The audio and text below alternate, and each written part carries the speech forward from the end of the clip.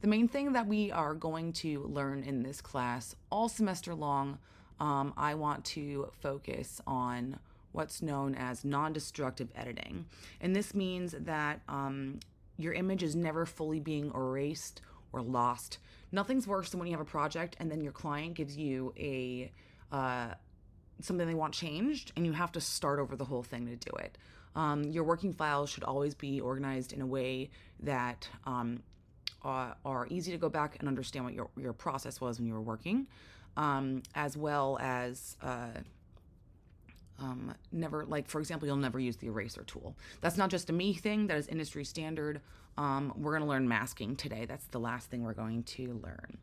So I'll just start with this as my background here, and I think I downloaded a Sky, so let's open that. Yeah, I did. Okay. I'm going to use my move tool and simply hold this and drag it into here. All right.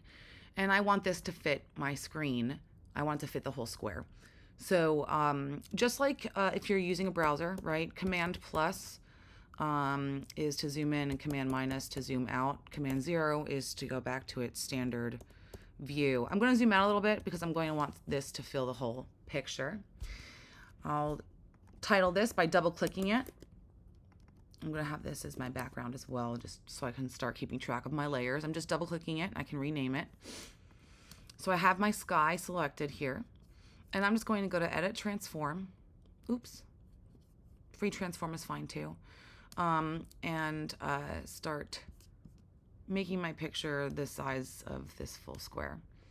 One of the things that you can, well, maybe you can't see it very well here. Let's zoom in.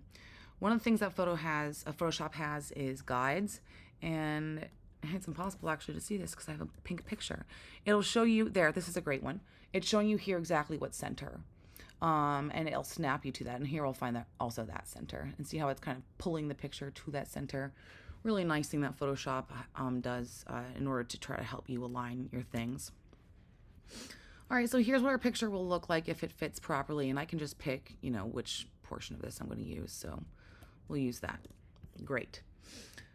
Okay, so I don't expect you to do all of this if you don't want to, but I do want you to start playing. I am going to check your layers. So there is going to be a minimum of some things that I want here. But we're going to start here, you know, with, you know, I'll just fiddle around with this picture. Let's say I want to make it a little more saturated, and maybe just a little, you know, we'll make it moodier. I kind of want my reds to be pushed pinker. I kind of want to make this really pink. I want my yellows to also be a little pinker. You know, maybe we can go for like some sad girl internet vibes. So let's do that. Push up the pinks. Yeah. It's okay if you are playing around with this so much that you start changing the quality of the picture. I would rather you play and start figuring out what we're working with here. So this picture doesn't have to be something where it's like, oh, I would see that in real life. You know, you can totally make this a fantasy world. So we can start with that. So we have a nice hue and saturation. I can play with the midtones and the color balance, and let's see, for the shadows, we can add more blue. Maybe I'll add a little more red into the shadows as well. I think I'll make the highlights a little more cyan. And I'll just pump up the pink in the midtones. Right, and I'm just, you know, playing with how I'm affecting color in these. If you think it's a little too much, you can always bring it down here in the opacity, right, and change how affected you want that to be. Another example, of course, with opacity, you know, let's say I want to have a little more color here. I can fill that with any color I want. Let's keep with the right vibe, though. We'll fill it. And you can, of course, play with opacity here as well to start affecting colors a different way. One of the things that is not required for this class, but is going to make your project, I think, a little more fun, and something that we're going to be doing a lot more layers. So I'm going to start showing you this, is blending modes. And that's what this drop down is here. And this has to do with how pixels interact. This is darkening blending modes, which means that this pink color that I have here is working with what's underneath it, and it's going to use some of the darker color. Here's lightning, so it's going to make it a little brighter. These are contrast, so they make things brighter and darker. And these are specifically for color. These are removal of color, and these are additions of color or a movement of color. So I kind of want to make it pinker as a whole here. So I can just add a little more of that pink there, you know, because I'm going for this internet thing. Okay, great. Let's do some text. Well, let's add some stars. That's really what I wanted to do. Let's go back to our NASA pictures. I don't like this one. I want to look at a different one now. You can see here they also have videos and audio. All right. New stars, please. Cool. Okay. Yeah, so when they say you have access to everything, it's like even their events. So it's kind of funny sometimes. These are usually like some form of chronological or something. So if you just go on, keep looking, you'll get to the other stuff. All right, so I'm using that. All right, and now that's here. I'm going to label this stars. All right, oops, ARS. Okay. And I'm going to start organizing my stuff in a way that is going to help me stay organized. So I'm going to select all of these, just like you would select multiple files on your desktop. You would just hold Command and keep selecting those items. And I'm going to push this button here, which is a folder, and it'll make it into what's called a group. And I'm just going to call this sky. And now all of my sky stuff is together in one place. All right, and now we'll have our stars here. I'm going to end up having it pink too. So let's make the stars fill up our spot here. Nope, my mistake. I want to transform it. And we'll fill it up. Okay. And I can start playing with these blending modes to see how the stars can interact with the other image parts that are already here. So this will use the darker portions of pictures, and you can see how it's really affecting the highlights and the shadows. This is going to be the lighting portions, which is really fun. This is how you would do something like fake fire or, you know, have bubbles, things like that. So these are different versions of that. This is contrast, so it's going to be really affecting darks and whites pretty intensely. We have, you know, color removal, right, and color effect here. And then, of course, changing the colors here as well. So I think that that's kind of funny, right? We're going for like the dark thing, right? So we can do some of that, right? Make us a little more sad. Great. And I'm actually gonna just bring down the opacity a touch here. You know what? No, I'm not. We're going to do one more thing here in this lecture, and it's called masking. Masking is essentially the bread and butter of Photoshop. This is, if you don't know how to do this, you will never really be able to do a job professionally. So I always try to include this right in the beginning. This is how you will add and remove things in your images without ever using the eraser tool, which is right here. Don't use it, because that removes things forever. What we're going to do is mask in and out.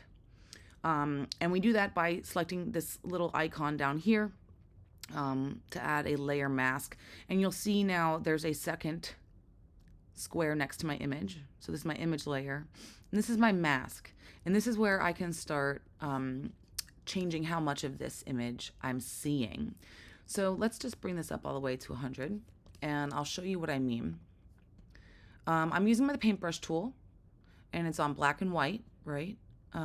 White means to add, black means to remove. I'll show you what I mean. Again, on my brush, right bracket is larger, left bracket is smaller. So let me look at that picture again. All right, so the stuff closer to me isn't going to have as much stars if I'm trying to do real depth here. So let's use black And I'll keep it at 100% opacity for right now. And I'm just going to start removing where I don't really want the stars and trying to get my depth to make some sense. I'm just going to kind of do a big portion, all right? So I can get a kind of a handle of things. All right. And now I know, like, okay, I'm going to definitely want more stars down here. I can use my white. I'll use a left bracket to make my brush a little smaller, and I'll start bringing the stars back in where I may want them, right?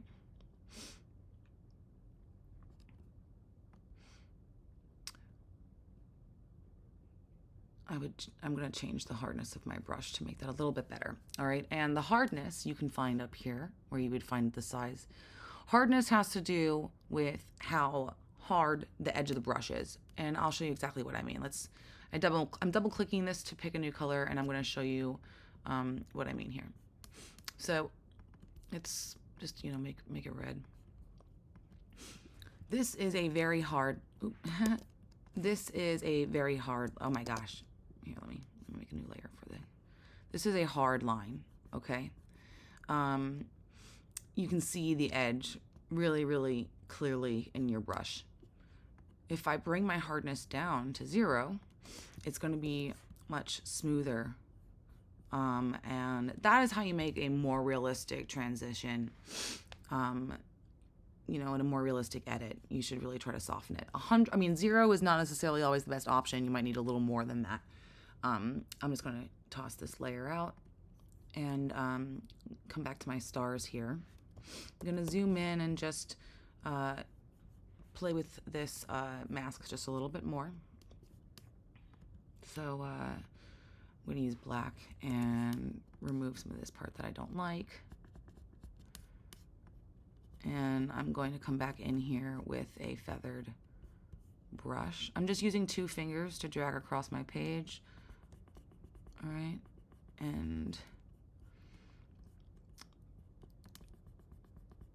let's say I'm going to go like up to about here.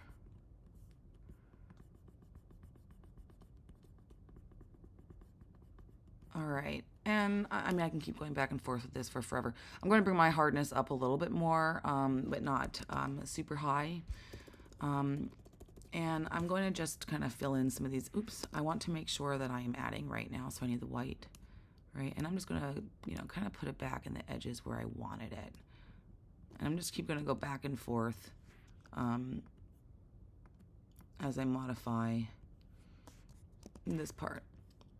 This is how all compositing is a thing. This is how you composite anything together.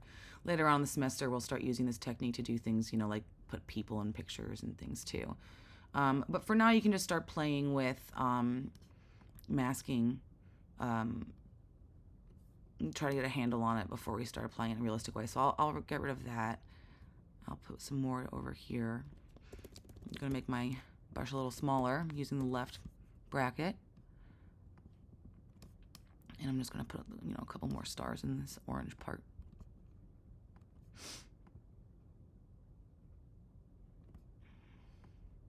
Okay.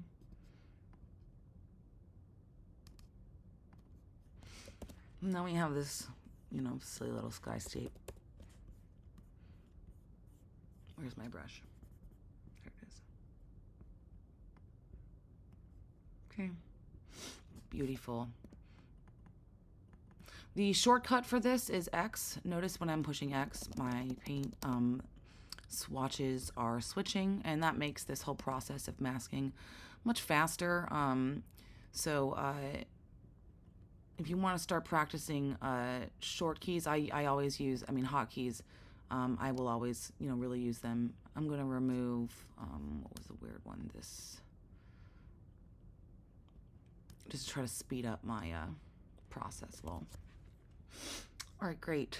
So we can see here, the black part is the portion that we have masked out, and the white part is the part that is visible for us. So this also is technically a layer mask, right? And I could also play with this mask. Let's say maybe I'll bring this down a little bit. And I'm going to make my brush a lot bigger. And maybe, you know, the light is over here, so maybe I want to have it a little more dramatic with my light. I can start playing with that.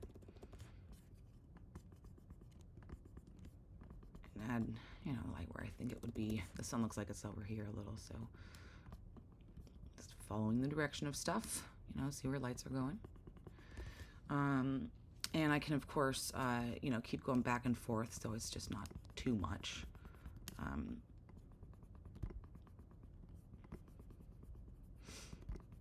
And start playing with, you know, which part of is being affected by my adjustment layers as well.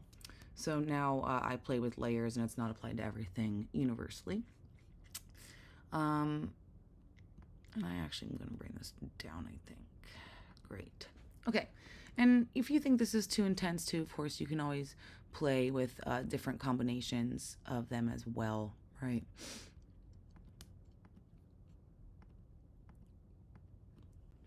So, cool.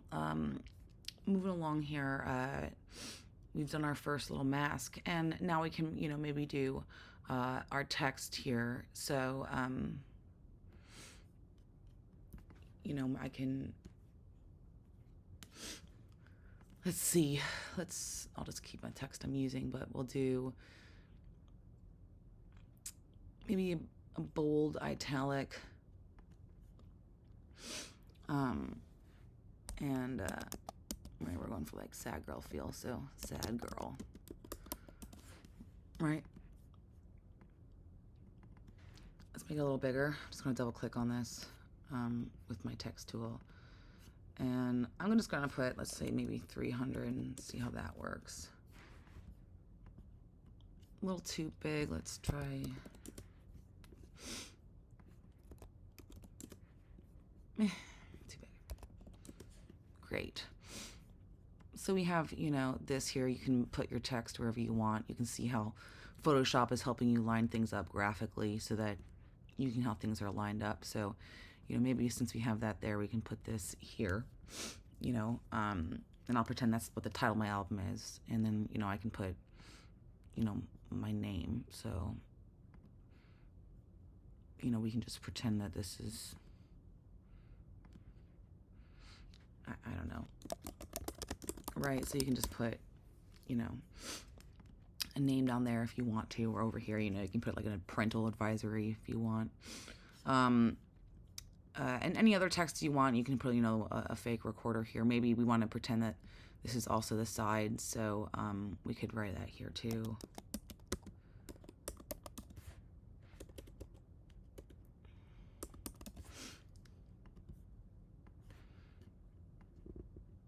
You know, so maybe that would be like, this is the spine.